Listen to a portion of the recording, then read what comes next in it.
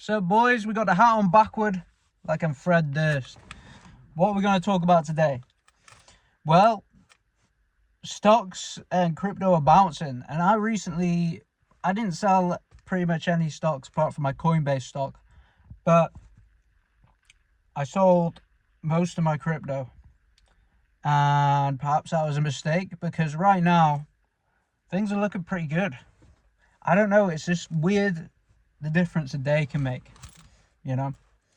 I was looking at stuff yesterday and thinking everything's definitely going to zero, and now I'm looking at the charts today and thinking things might pump, you know. Things aren't looking too bad. The Bitcoin chart, you know, I can see it making a bottom here maybe at 100k. It's a big psychological level, 100k, so perhaps we could have like a good rally off of this.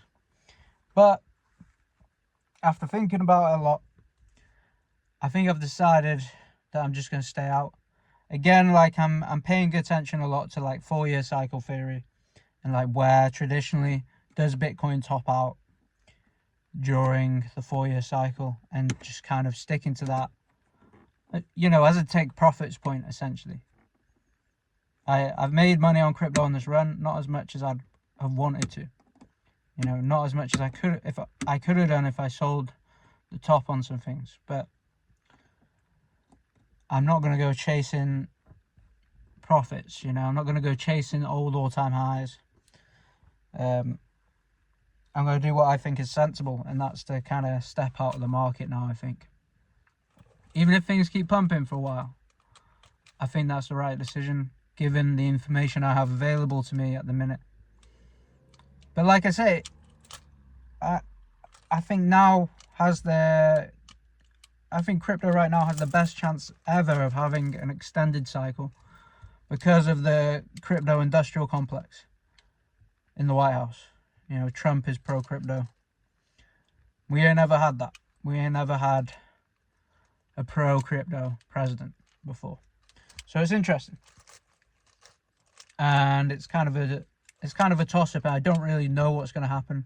And I think if I don't know what's going to happen, the best choice is to probably stay out and just sit it out. Not saying that's what anyone else should do, but that's what I'm thinking of doing, okay? Now, what else?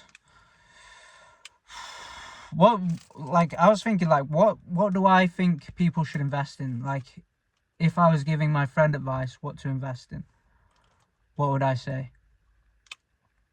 I would say probably invest in the S&P 500, an all-world index, most of which are heavily weighted towards American stocks anyway, or the NASDAQ. I would just say DCA, one of them or all three, and you'll probably be good. And that's kind of what I'm doing. That's kind of what I got going on at the minute. And I've recently started DCAing into like some dividends index thing. This was after watching Daily Driven Porsche. I'm kind of copying what he does in his videos with these videos, but really shitly. I just don't. I'm not as good at explaining myself. I'm not as knowledgeable in stocks. I'm not as rich. I drive a Honda, but I'm kind of copying him. And his big thing is he invests in SCHD, which is like a dividend stock that's available in America. It's a dividend index, I believe.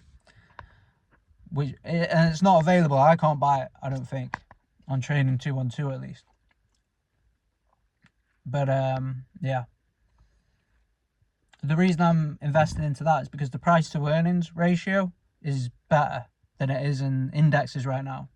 So indexes price to earnings has gone crazy, out of control. You know, the price has massively exceeded the earnings as they, you know, in comparison to traditional pricing against earnings. And the dividend stocks, dividend indexes are less pumped, basically. They're less pumped. So if there is a pullback of some description, my theory is that the dividend index thing that I'm investing in, I think it's called like US Dividend Aristocrats, something like that. that will pull back less than everything else, and then I can just take it and I can just buy NASDAQ at a discount with that dividend thing, right? Dividend index. That's my current thinking. But if I was giving advice to somebody like, hey, what should I do? I'm trying to get into investing. I'd say DCA, an all world index, the S&P 500, or the NASDAQ. And that'd be it. And a lot of making these videos isn't me trying to be like, hey, I'm the investment guru. It's nice to meet you guys. I think you should buy this and buy my course. It's not about that. It's about me just kind of... It's me like formulating my own advice so I can then follow it. Because I found historically, if I just followed my own advice, I'd have done better in life, okay? For example, when it comes to crypto, I remember this was like 2021. This is a bad idea. I don't suggest you do this, but I was basically trading an account for somebody else where I was doing similar trades to what I was doing on their account for them. This was like a girlfriend, whatever. Sounds cucked when I say it now, but you know, forget about that. But what actually happened was I was more conservative with that account because I didn't want to lose the money because it wasn't my money. And then their account actually was outperforming my account by like literally multiple X's because I was being more conservative. And that's what I mean by, like, if I just followed my own advice as if I was giving advice to somebody else, then I would do better in life, you know. It's a weird thing. I equate it to, this is how I equate it. It's almost like when you're navigating your life yourself, it's like you're in a hedge maze and you're like looking around, you're going around corners. I'm really worried that the guy pulling in next to me right now is some kind of dogger. Okay, they're just driven past. Okay. But navigating life yourself, it's like you're in a hedge maze. You're like going through the hedge maze. You're like going around corners. You're reaching dead ends. You can't see the right way to go. But giving somebody else advice on their life, it's like you've got a bird's eye view of the hedge maze. And you can just tell them like, oh, do this, go that way, turn right, turn left, head there. You know? Because it's not you and you're not the one in it. You can see things a lot clearer. A lot of the time, right? But yeah. That's about it, man. What else do I want to talk about? Just being positive. I think just keeping positive, keeping happy, keeping a positive mental attitude.